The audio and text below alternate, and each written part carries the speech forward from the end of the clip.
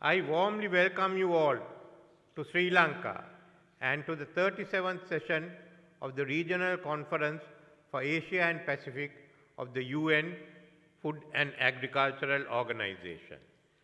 The FAO has a significant role in Asia-Pacific region in promoting food security, transforming agri-food systems for sustainable production, building sustainable and resilient agri-food systems which has relevance to the SDGs. Now, as far as Sri Lanka is concerned, we would go beyond it. It's also going to play a major role in the transformation of our economy.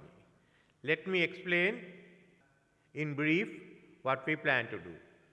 You have come here and we are hosting this conference at a time when Sri Lanka is emerging for an economic crisis. A crisis emanating from the fact that we declared self-bankrupt.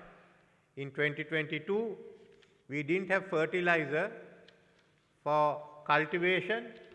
There was a shortage of food. There was a shortage of fuel and basically a shortage of foreign exchange. It's from this that we have come up to this level.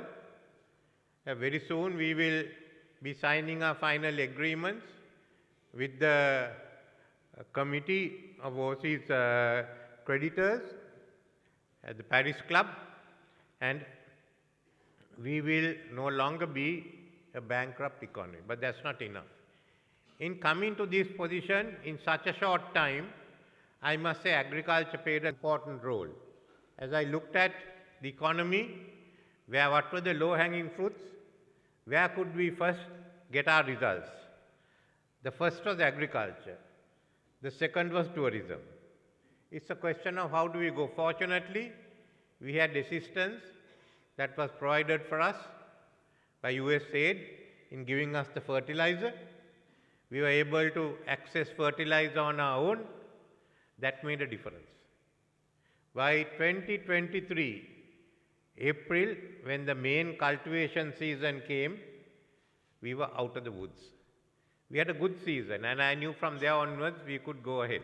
So that was first. And then throughout the year, tourism started picking up. So agriculture did play a role. Now what would I have done if there was no agriculture? If there was no food production? That's a big question.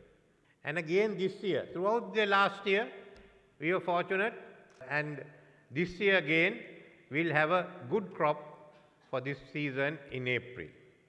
And we'll go on to the second crop towards the end of the year. Agriculture did play, and remember in all our countries, agriculture has an important role, and agriculture can play a role in ensuring a country develops. So if you are ever in a crisis, first go for agriculture. That's what I could recommend to all of you.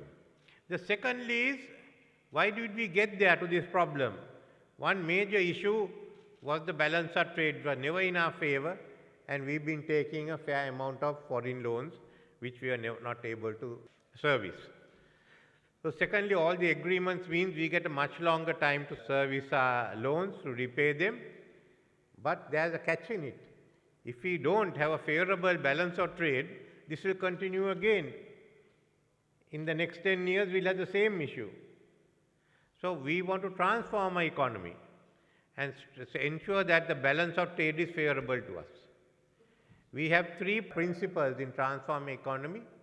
It has to be a highly competitive economy. It can't go on domestic protection. Secondly, it has to be a green economy. And third, it has to be a digital economy. So looking at that, you talk of green economy. How does your green economy develop? Through agriculture. So you go into agriculture, you modernize it, you make it competitive, and you go ahead. Sri Lanka has a history of 2,000 years of agricultural exports. First, exporting grains, rice and other grains. For that, we are backed up by the hydraulic civilization. In fact, in that civilization, actually the money did not come from land. In any feudal society, land meant money. The richest of the lords and the monasteries didn't own land. They owned the reservoirs that sold the water. So anyone who owned land had to buy this. So that was the type of economy we had at that time. And the collapse of that civilization, we came down to the wet zones, and we are well known for Sri Lanka's spices. When the British came in, as price of spices were coming down, we got into the cultivation of tea, coconut and rubber. As far as high grown are concerned, still India and Sri Lanka are the best, and we have a monopoly, which we have to develop. But we have also neglected agriculture. We broke up large plantations in 1972, restricting land ownership to 50 acres. But we also, on the other hand, developed what was called the larger scheme, the Mahaweli scheme, which opened up 100,000 of acres. That's where FA also came in to help us. But we could not go ahead and develop it further as a result of the war. Thereafter, we seem to have neglected it. So I thought we'll go in for this. We'll maximize and we'll become a country that's exporting foodstuff, agriculture, and not merely crops, but we want to go in for value added.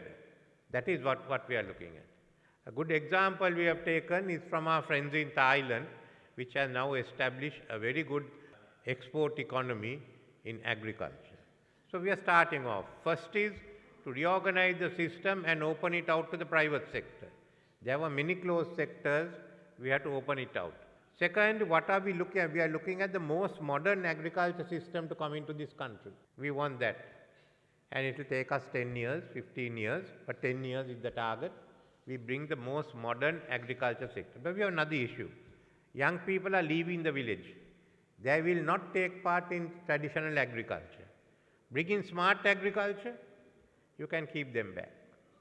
So that's one of the other issues that we are facing. So as we open up, first is that our agriculture ministry was divided into, divided into 3 ministries. So now we brought it under one minister. He controls all, and we'll be start restructuring. Firstly is a good delivery service. How do we deliver a good service to the farmers? Our systems had really ceased to function, partly because we had devolution and we had not done it properly. So there were competing interests of the central government and the provinces. Now we are rationalizing it, and the main centers, of which we have about 300, think in the periphery area without the plantation crops, we turn that into agriculture modernization centers where all who are concerned, public and private, will be there. We want to bring in the private sector working together with us, with the government sector. That's the best way, that's what we agreed, and now we are getting the private sector with it. We have to look at new systems of purchasing, we have to look at the new supply chain, cold stores, all of that is not available in Sri Lanka. You bring that in, and that certainly will make a big difference. One effort of privatizing is privatizing the state-owned plantations. We are opening out land, remaining land under the Mahaweli scheme. We will also give land which is available with the state and which has not been utilized. That's for anyone who would like to go in for modern agriculture. There's another privatization scheme we are bringing in, which is the largest privatization scheme we have. Since 1935, we have given land out to farmers. All this land has been given out on permits under the Land Development Ordinance. No one owns it. Now we are giving them freehold title. Nearly over 1 million plus farmers will get freehold title this year alone. So the land is yours. You are committed to the land and you develop it. So this is the biggest privatization I think we have done in Sri Lanka. We are giving them ownership and then we'll back them to modernize their agriculture. So this in brief is what we are going ahead immediately. Get the supply chains and then look at how are you going to add value. That brings me to the field of animal husbandry, where our production, milk production, is very low, about 2 liters per animal. Now we've changed it. As far as the state organized Milko is concerned, we are going into an agreement where Amul will be controlling it. And what is the target? We will look at 2 million animals giving 10 liters a day. So from 1 we go to 10. That is 20 million there alone. And that is about 200,000 farmers. So that's one. Then existing other companies are also stepping up. Nestle's, Fontara, amongst others. Then another Sri Lankan company, Ambavela Farms, they have sent production up to 28 liters per animal. That's fairly high. But it means we will have milk not only for the country's needs, but all for value addition, especially for confectionery. We are looking at first the inland fisheries and then the aquaculture, and then we will go into the rest of the fisheries in the oceans. So this is roughly the plan we have, and we will go ahead. We will call in.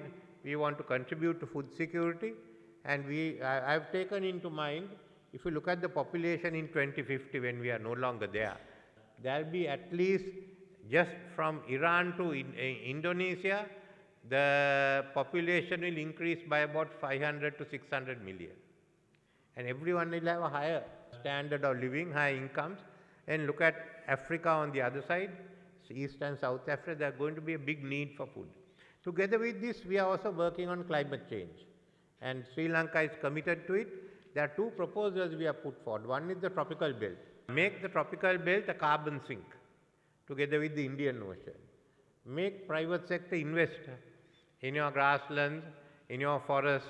What is left over is where I think the loss and damage fund can come in and help you to invest. But that means well over 50 to 60 to 70% of the lands will be invested.